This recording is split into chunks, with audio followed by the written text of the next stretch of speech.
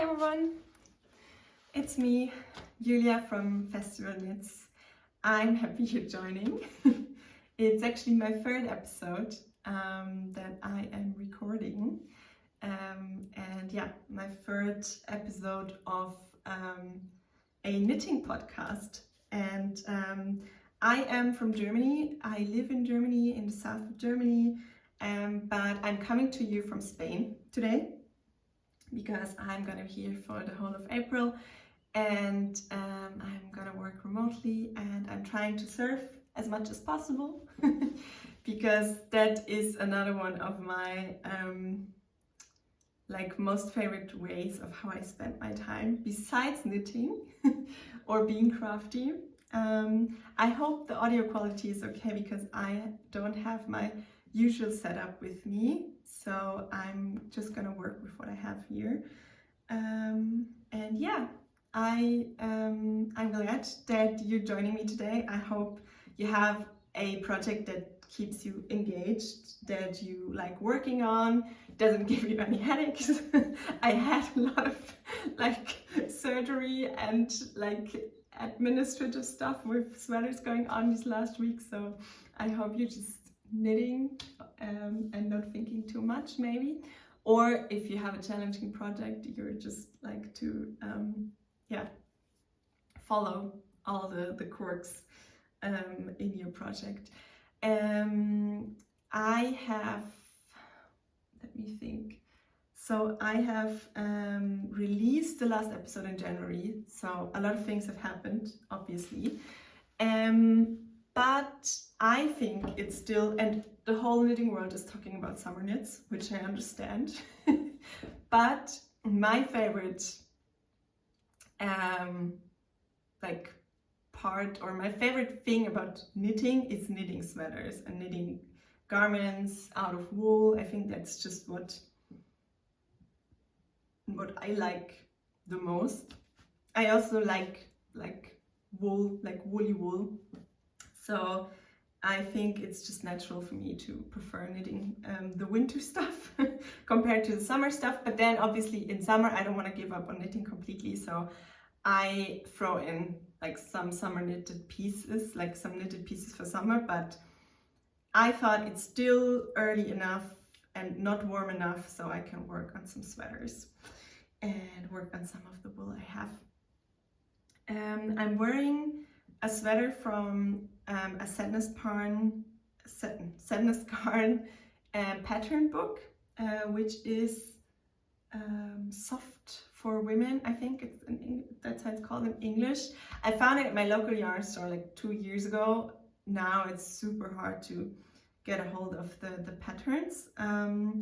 But yeah, it's very oversized. It turned out I mistakenly knit size 3 instead of size 2, and it's already oversized. So, but I love it. I wear it a lot.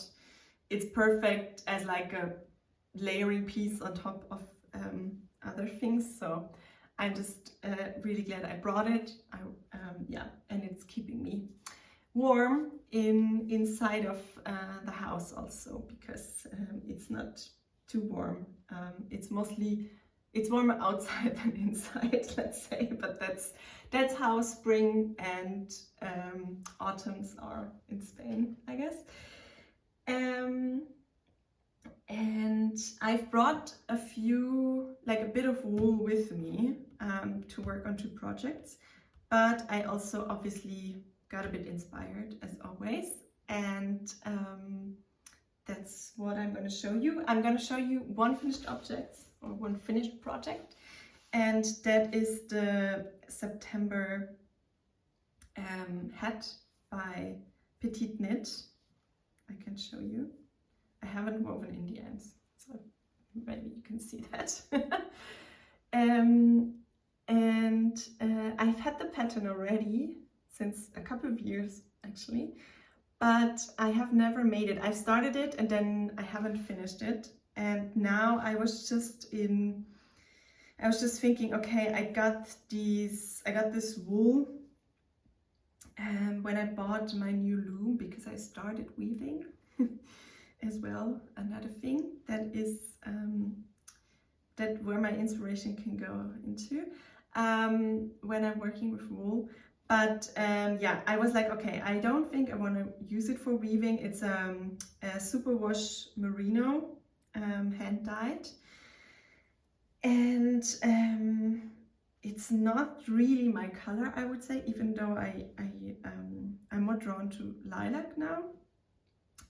But I really thought this combination could work, and I combined the superwash merino with a alpaca from Isager. I think it's alpaca 1, the thin thread, and then one strand of mohair, silk mohair, kit silk mohair from Sisledigit, I think it's called. It's a Danish hand dyer.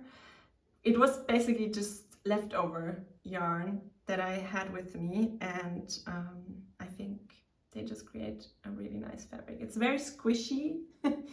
I wonder how it evolves after blocking. I hope it's not gonna grow too much. But yeah, there was just a very quick knit because I figured, okay, it's a bit, some days are quite fresh and I didn't really bring a hat, just like a lighter headband. So this is gonna keep me company on my walks to the beach. And yeah, that's one finished project I've finished here. The other two projects I was thinking about when I packed were one sweater and one trousers or pants, knitted pants. And I'm gonna show you the sweater first, the idea for the sweater.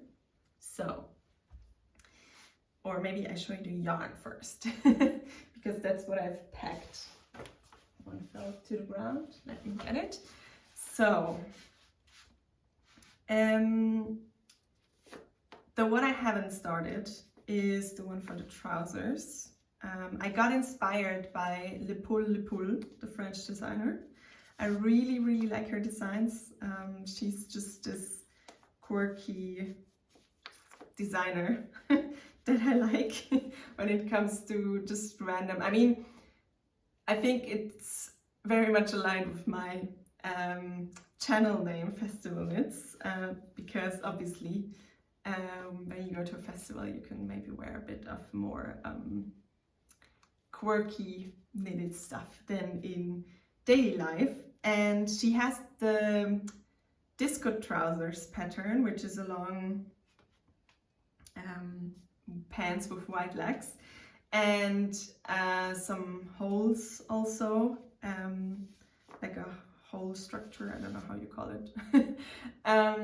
And I thought when I saw it, I was like, okay, I think this could be a summer project for this year. I've never knitted trousers. I don't know how they're gonna come out. Let's see. But I also didn't want to spend a lot of money on the yarn because I have so much yarn. I don't need to buy more yarn. But I went to my local drugstore just to have a look, because they sometimes have rather like affordable yarns and maybe some brands I usually don't tend to. But especially I think for cotton, it's fine to just just get whatever is available. And it's actually a German brand. It's from Lana Grossa. It's called Basics Ocean. I've never seen it. I also did some online research. I haven't found it anywhere, so I don't know if they don't sell it online, if it's just not, if they don't sell it at all anymore. I don't really know.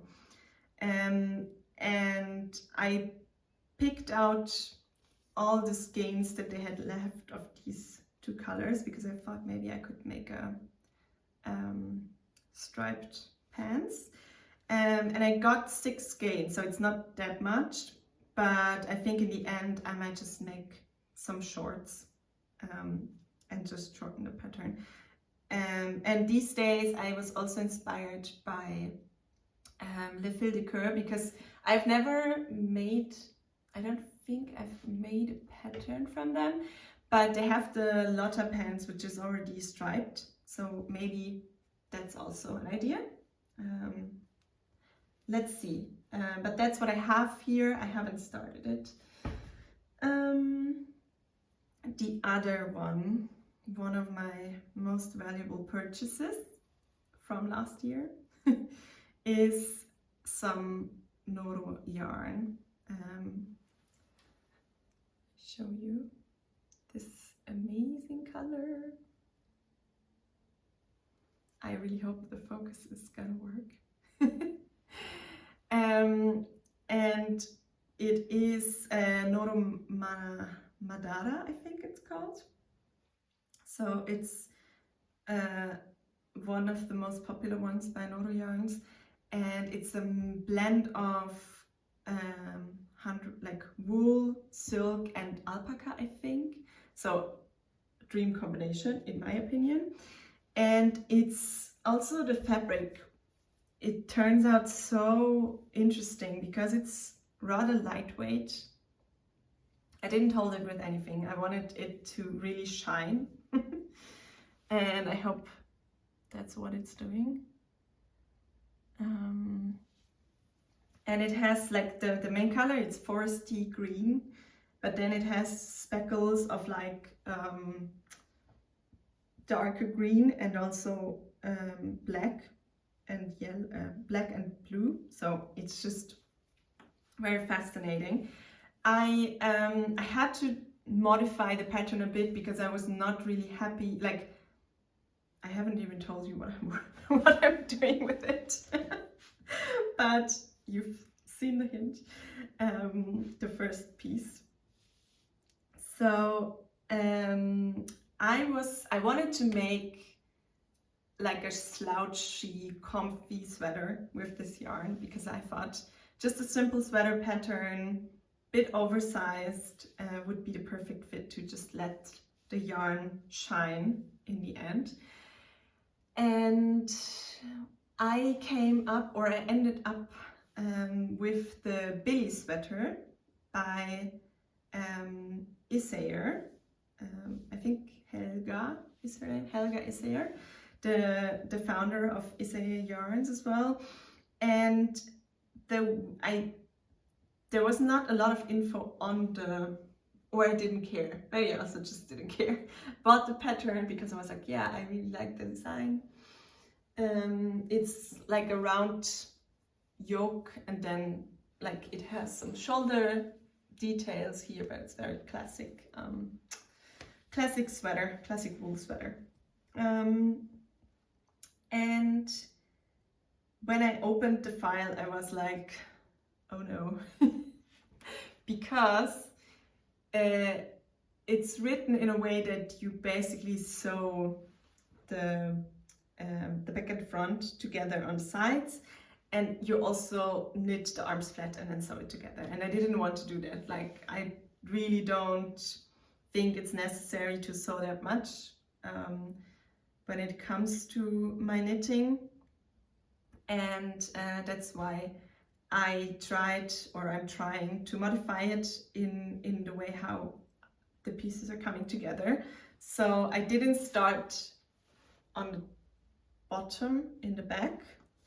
I started right here where the arm section starts. So I made like a provisional cast on. I'm gonna make like knit it up here, knit the front parts, and then join them together, and then knit in the round all the way down. And then also pick up stitches in the arms and knit them in the round. And I think I can prevent myself from like sewing together the pieces. Let's see if my calculations actually work. I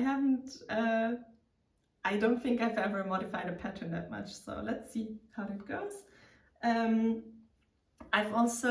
had to start twice because I was not really sure about the width of it, like the bust circumference, but now I'm actually really happy. I blocked it and it's 59 centimeters, so it's gonna give me around 20 centimeters of ease, 25. Let's see. So yeah, I was happy to continue with that, but then I went to the local yarn store here and got a bit distracted, no surprise. So I can show you what like a bigger project I've been working on for the last couple of days, which is kind of getting all my attention because I'm just so addicted. Like I cannot put the needles down really. It's so mesmerizing to see how it's coming together. And surprisingly, it's also by Helga Isager. It's just a coincidence. I don't know what happened. And why did I end up with another sweater design from her is because I bought amazing yarn, in my opinion. And I bought some wool from Retrosarios Portuguese brand. I've already worked with another 100% wool, but thinner. This is rather thick, like a DK weight. And I love working with it. It's very sheepy, it's very woolly. This is recycled yarn, 100% recycled yarn. And I think what drew me towards this was the color palette, because I don't have all of the skeins I bought 6 skeins with me, but look at these natural colors, like wow. And I got a range of like different reds, orange, yellowish, and one darker green. And when I bought them, I was like, okay, I'm just gonna like find a colorwork pattern that I can use it for. Not that I have done a lot of colorwork actually, but it was one of my goals for last year. I almost finished one sweater by Lana, but not yet because the arms are missing. It's the third take. Let's hope it's gonna work. I had some focus problems and then the battery died. So yeah. I told you about my one colorwork sweater that I didn't finish so far, but I have a new obsession, and it's this one. The Zambezi Sweater by Helga Isager as well. And yeah, when I bought the wool, I was just like, okay, I'm gonna figure out a way how to make these colors shine and see how they are coming together in a garment. And I had saved the Zambezi Sweater just recently actually, and I thought it was perfect because she has 2 versions, one with like a neutral background color and then different parts for the contrasting colors, or different colors for the contrasting colors. And she has another one where she just mixes like different backgrounds and one straight contrasting color. And I was just like, okay, I can just work with this and make the different panels in different color combinations. And so far I'm really liking what I see. And it's just like, I'm obsessed with it. Like I cannot stop knitting on it. Really. It's a lot of fun. I can totally recommend. It's also a pattern that you knit from the top up, from the bottom up, and that's going really well. I have blocked it as well in the bottom part, because I wanted to know how much the colorwork is going to stretch, and it's 100% wool, so I was hoping that it would grow a bit, because I'm not really medium gauge. I have a slightly bigger gauge than the one in the pattern, but I think it's gonna work out. It's gonna be this, yeah, slouchy, artsy, oversized sweater that you can just throw on, hopefully. And I cannot wait to work in it, but I can also not wait to finish it. It's like a very engaging knit, I feel like. And I don't like, it's just a very different pattern also, I feel like, and I'm very drawn to like African prints and like prints in general. So I just thought it's this type of structure, and then combined with the natural colors, I just thought that's a perfect match. And that's what I like about knitting also, that you just get the inspiration from like the wool you buy and then matching it with the right pattern. I like doing that. Before I end, because I hope this is gonna be the last take, I wanted to show you some acquisitions, or one type of acquisition, because like I said, I went to the local yarn store. I was mostly looking for fiber to use for the loom that I have for weaving, and before I ended up buying some more wool.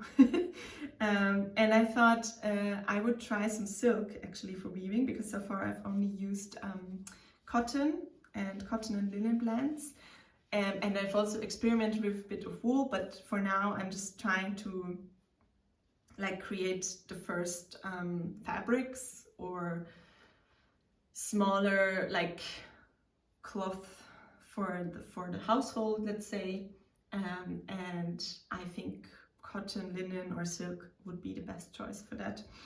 And I found also from Retrosarios 4